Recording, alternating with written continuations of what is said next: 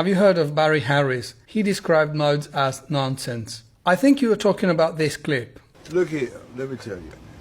Never in my life, I never heard of anything about Non ha mai sentito parlare di tutto ciò. or Mixolydian, or Lydian, or Mai Phrygian. sentito parlare di questo. I ain't heard nothing, but I learned how to play jazz. Però ha imparato a suonare il jazz. So now why they come up with that nonsense? The reason they came up with that is because they suddenly said, oh, we can make some money off this.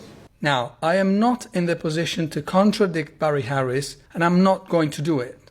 Instead, I'll do my best to give you some historical facts about modes, and then contextualize Mr. Harris' statement, which I think is very interesting. The concept of modes stems from ancient Greek music. They used different scales with different sets of notes compared to what we have today, but the names Dorian, Phrygian, Lydian appear in treatises as old as 300 BC. Throughout the Middle Age, Gregorian chant is based on modes, and the modes they use resemble a lot today's modes.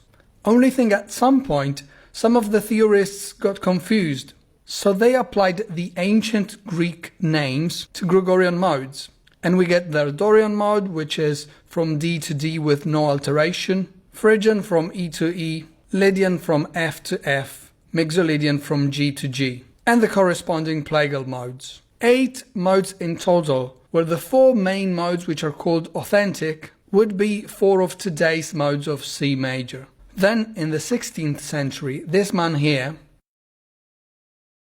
writes a treatise where he includes 2 more modes, Aeolian and Ionian, which are in fact today's minor natural scale and today's major scale, plus the corresponding plagal modes. Then we have the so-called common practice period, so you probably don't hear a lot of mention of these modes, but the 20th century brings them back, especially incidental music, popular music, jazz music, etc. Today we have the modes of the major scale, which are the ones you all know, modes of the harmonic minor scale like Phrygian dominant and Romanian minor, modes of the melodic minor scale such as Lydian dominant and Mixolydian flat 6. But the main difference is that we can now transpose them to any key, which is fun. Please don't make the mistake of thinking that these modes are just subsets of another scale.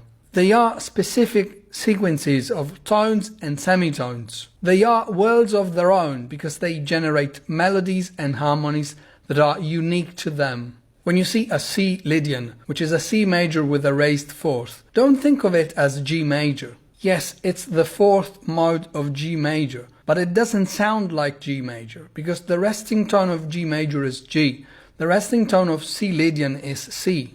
Think of Yoda's theme from Star Wars, where C Lydian and C major are played back to back. C Dorian is the 2nd mode of B flat major, but it doesn't sound like B flat major, and it doesn't sound like G minor either. It sounds like a spiced up version of C minor, because it is in fact a C minor natural with a raised 6th.